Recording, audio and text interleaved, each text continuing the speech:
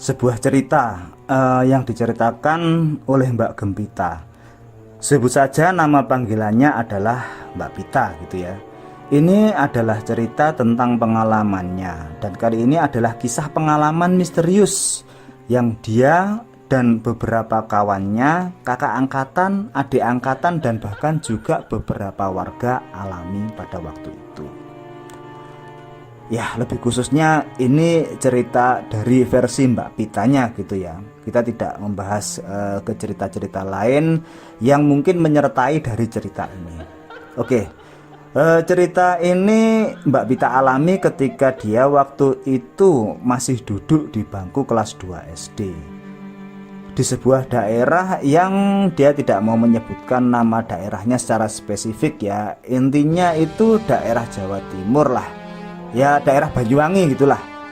Ya, waktu itu dia memang masih kecil, kira-kira kelas 2 SD. Dia itu mengalami peristiwa ini kira-kira sudah hampir 20 tahunan lalu ya. Ya cukup lama sih. Namun gini, peristiwa ini benar-benar apa ya, masih sangat membekas gitu di ingatannya. Nah, kejadian ini dia alami sendiri, dan saksi untuk cerita ini masih ada. Maksudnya masih ada saksi hidupnya lah, seperti itu. Gini, pengalaman misterius ini dialaminya saat dirinya dan teman-teman sekelasnya waktu itu sedang berada di dalam kelas. Waktu itu ada pembelajaran seperti itu di kelasnya. Ya seperti umumnya anak berusia kira-kira 7 atau 8 tahunan lah. Pastinya suasana kelasnya ya agak ramai kayak gitu ya, heboh. Kemudian entah karena sebab apa, guru yang bertugas mengajar Mbak Pita dan teman-temannya saat itu tiba-tiba saja ya hendak meninggalkan kelas. Namun sebelum namanya Bu Parti gitu ya. Namun sebelumnya Bu Parti meninggalkan tugas kepada anak-anak. Sebelum meninggalkan kelas, dia meninggalkan tugas kepada anak-anak untuk dikerjakan siswa-siswi kelas 2. Dan seusai ditinggal tugas sama Bu Parti tadi, ya tentunya Mbak Pita dan semua siswa yang ada di dalamnya kemudian serius mulai mengerjakan tugas-tugas tersebut. Saat itu suasana kelas masih hening ya, karena mereka sibuk mengerjakan tugas.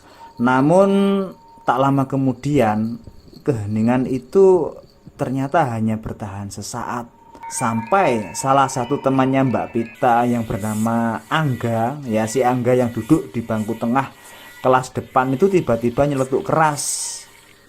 Dia bilang kayak gini, bau bunga mawar. Iya, bau bunga mawar. Nah, karena suaranya si Angga ini yang keras ya, akhirnya semua anak tatapannya menuju atau tertuju ke arah si Angga. Mbak Pita yang pada waktu itu duduk di depan kelas juga ya, akan tapi dekat dengan bangku guru ya, dekatnya bangku guru sebelah jendela, langsung menimpali. Mana nggak bau kok. Kemudian ya gitu, beberapa anak yang lain secara naluriah langsung mencoba ikutan mengendus kayak gitu, tapi nggak ada seorang pun selain Angga yang mencium bau mawar. Ya sontak mereka, si anak-anak itu ya langsung aja bilang, wah Angga ngigau tuh, Angga ngaco dan sebagainya. Ya banyaklah intinya kalimat-kalimat yang menunjukkan ketidakpercayaan dengan celetukan si Angga ini. Tak lama kemudian ya kelas kembali hening ya. Anak-anak mulai sibuk lagi mengerjakan tugas yang tadi sudah dikasihkan sama Ibu Parti.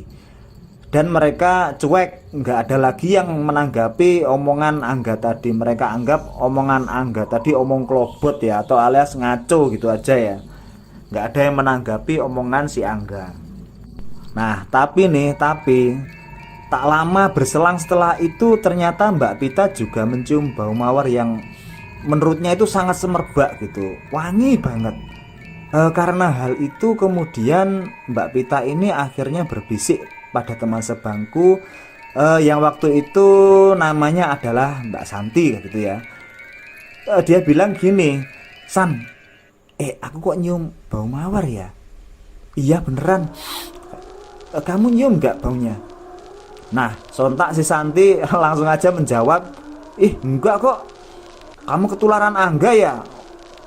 Enggak kecium bau apa-apa kok." Dan Santi pun juga mengendus, ternyata enggak bau apa-apa. Mendengar jawaban dari Santi, Mbak Pita ini merasa bingung. Aneh lah waktu itu, padahal bau mawarnya itu wangi banget. Pokoknya wangi gitu, menurut Mbak Pita ya. Aromanya itu mirip sekali dengan bunga mawar yang dijual di pasar-pasar, yang biasanya dipakai untuk apa itu, naburin kuburan gitu ya, bunga-bungaan yang dijual di pasar untuk menaburi kuburan. Mbak Pita ini tiba-tiba iseng gitu ya, dia tiba-tiba iseng ya, naik kursi dan menengok keluar. Dia itu memeriksa ada apa sih di luar, kok di dalam kelas itu sampai bau kayak gini, bau bunga mawar semerbak kayak gini.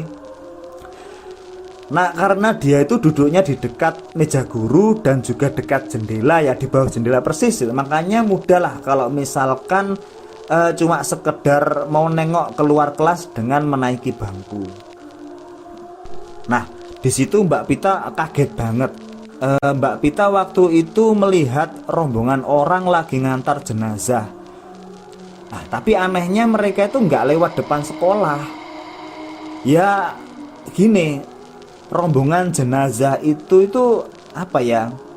Jadi jarak menurut Mbak Pita ini ya, dia sangat yakin bahwa jarak antara SD-nya Mbak Pita dengan rombongan jenazah itu kira-kira jauhnya sekitar 400 meter.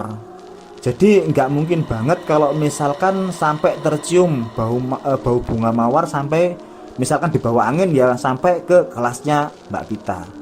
Tapi karena pada saat itu Mbak Pitanya masih polos, jadi Mbak Pita dan beberapa teman-temannya yang juga nengok keluar waktu itu benar-benar yakin bahwa bau bunga mawar itu berasal dari jenazah yang digotong pada waktu itu.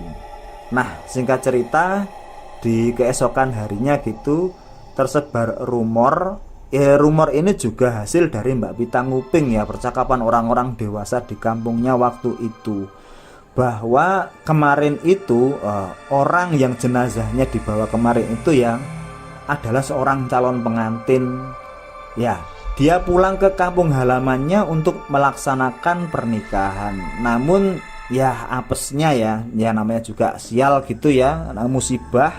Di tengah perjalanan pulang dia mengalami musibah, dia mengalami kecelakaan sampai gagal otak dan langsung meninggal dunia di tempat kejadian.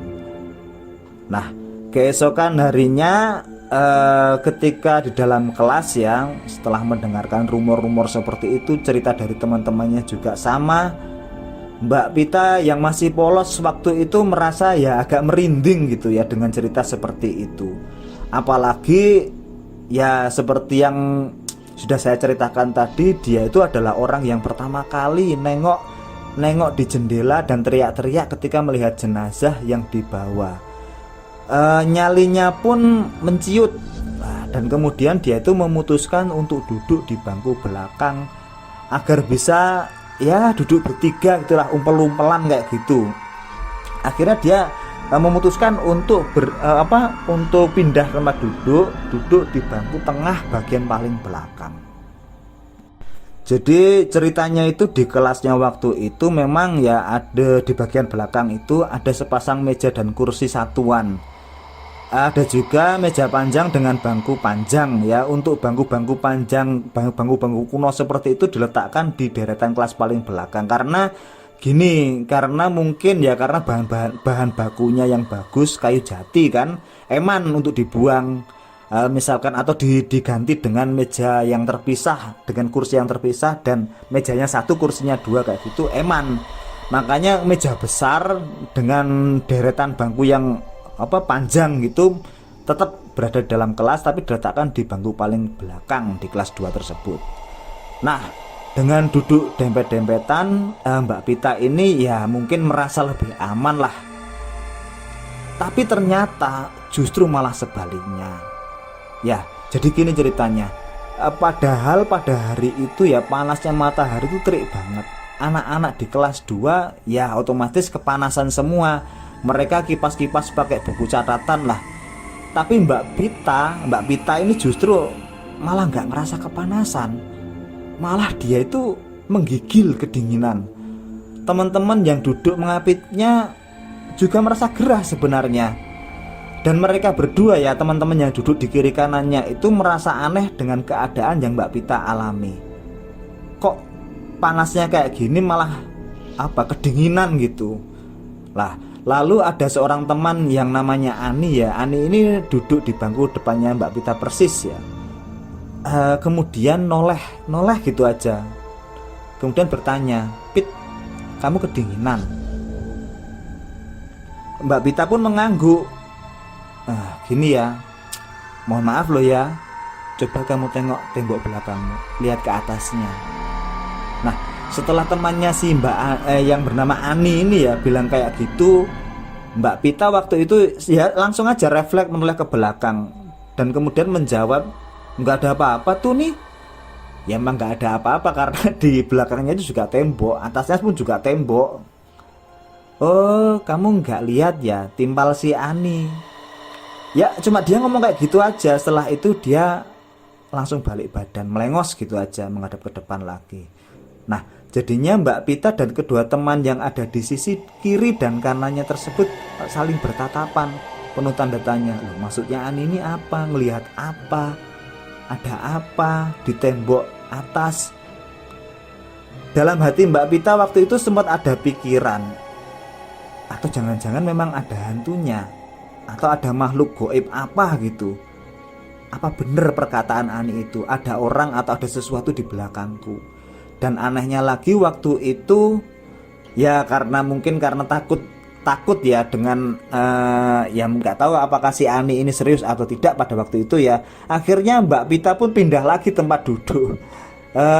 Ya percaya nggak percaya ya, setelah dia pindah tempat duduk, tiba-tiba dia mulai berkeringat, merasakan suhu udara yang gerah. Badannya tiba-tiba mulai berkeringat dan mulai normal. Rasa dinginnya itu tiba-tiba hilang gitu. Ya aneh sekali kejadian pada waktu itu.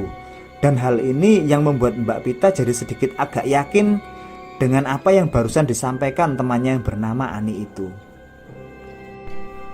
Dan kemudian keesokan harinya yang karena kemarin-kemarinnya si Ani ngomong kayak gitu, kemudian dia pindah tempat duduk dan terjadi seperti keajaiban, tiba-tiba dia langsung sembuh dari kedinginannya. Dan hal itu membuat Mbak Pita ini merasa sangat penasaran. Karena penasaran, Mbak Pita ini bertanya kepada temannya yang bernama Ani itu.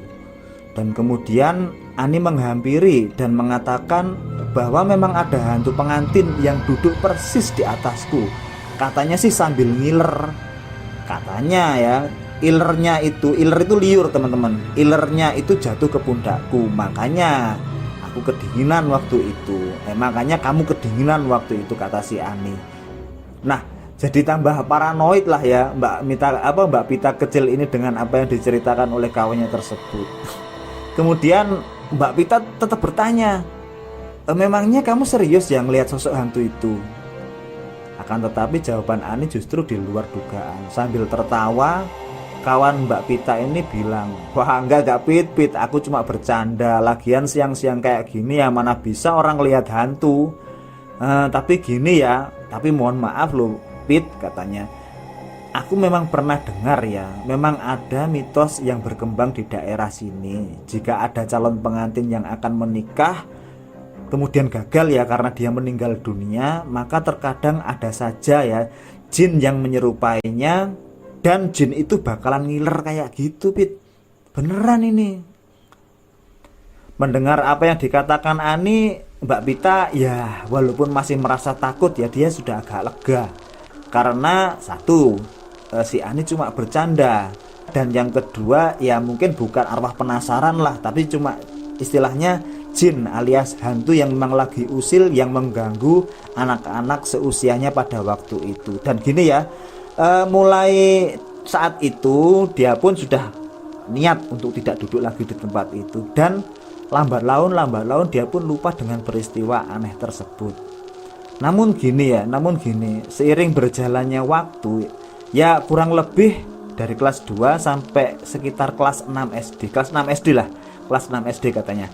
Memang banyak sekali kejadian aneh yang dialami siswa-siswi ya, baik adik angkatan maupun kakak angkatan yang dulunya pernah duduk bertiga di bangku itu. Ya, bangku kelas 2 di deretan tengah bagian belakang itu, dimana dulunya Mbak Pita pun juga pernah merasa ada peristiwa aneh yang dialami, yaitu sangat kedinginan pada waktu udaranya sangat panas.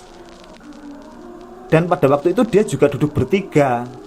Beberapa adik kelas, beberapa penuturan dari adik kelas bahkan mengatakan bahwa temannya sampai pingsan setelah merasa ada yang memukul punggungnya dari arah belakang. Padahal ya di belakang bangku itu ya tembok. Ada juga yang tiba-tiba pingsan setelah mencium bau wangi seperti bunga mawar. Pokoknya banyak sekali kejadian misterius yang terjadi di kelas itu. Lebih tepatnya terjadi di bangku itu ketika mereka duduk bertiga. Ya, sampai jadi mitos juga sih untuk kalangan anak-anak seusia mereka, anak-anak SD, bahwa banyak sekali dari mereka wanti-wanti untuk tidak duduk bertiga di bangku tersebut. Dan gini, di kelas 6 SD inilah akhirnya Mbak Pita mendapatkan jawaban yang lumayan menjawab gitu kebingungannya saat ini, yaitu jawaban tentang kejadian-kejadian ganjil di kelas 2, lebih tepatnya di bangku tengah, bagian paling belakang itu. Ya, jawaban ini Mbak Pita dapatkan justru waktu ngobrol santai dengan bapaknya. Ternyata ya memang menurut bapaknya Mbak Mita itu ya, sebelum sekolah itu dibangun, tempat itu dulunya memang sebuah sumur tua yang dulunya memang dijadikan sebagai tempat pembuangan mayat setelah tragedi peristiwa G30 SPKI. Tapi bukan lubang buaya ya, karena lokasinya bukan di sana. Dan setelah kejadian itu banyak sekali penampakan yang mengganggu warga di sekitar tempat itu. Lebih tepatnya di sumur tempat pembuangan mayat tersebut. Ya, itu penjelasan dari bapaknya Mbak Pita. Memang menurut bapaknya Mbak Pita ya, yang notabene memang ilmu agamanya juga lumayan bagus.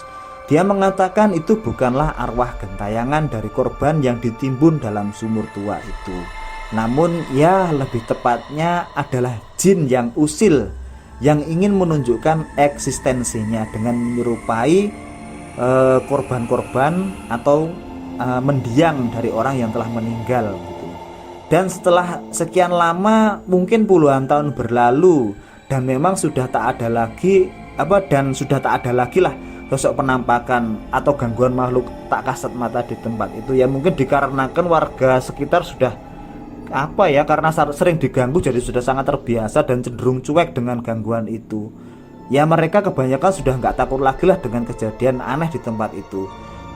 Maka setelah sekian lama dibangunlah sebuah sekolah di sana, dan memang posisi sumur tua tempat pembuangan mayat tersebut yang sudah dicor gitu ya, itu berada tepat di kelas 2, lebih tepatnya lagi di atas bangku terakhir deretan tengah paling belakang itu ya. Jadinya wajar jika sesekali memang terdapat gangguan makhluk halus semacam jin yang ingin menunjukkan eksistensinya tepat di tempat itu. Jadi dari situnya Mbak Pita pun menyimpulkan ya, penyimpulan sementaranya, gangguan itu memang bukan berasal dari kejadian orang-orang yang meninggal di sekitar, kejadian calon pengantin yang meninggal dunia waktu Mbak Pita masih kelas 2 SD dulu. Bukan juga karena duduk bertiga di bangku itu, bukan ya. Bukan karena bangkunya yang bermasalah, ada penunggunya, bukan. Kelasnya yang bermasalah pun juga bukan ya. Tapi lebih karena memang pernah ada peristiwa korban kemanusiaan yang dikubur di tempat itu, yaitu di sebuah sumur tua yang sudah dicor ya. Mungkin saja akhirnya sumur tua itu sempat menjadi sarang bagi bangsa jin jahat yang suka usil mengganggu manusia. Dan bapaknya Mbak Pita ini juga menegaskan bahwa jin itu mengganggu manusia, menunjukkan eksistensinya ya, pengen selfie katanya kayak gitu, sesuai dengan imajinasi ketakutan manusia yang jadi targetnya. Jadinya wajar jika dulu Mbak Pita sempat terganggu, karena memang saat itu dia sedang mengalami ketakutan yang sangat dengan cerita sosok hantu pengantin seperti yang diceritakan oleh temannya yang bernama Ani itu.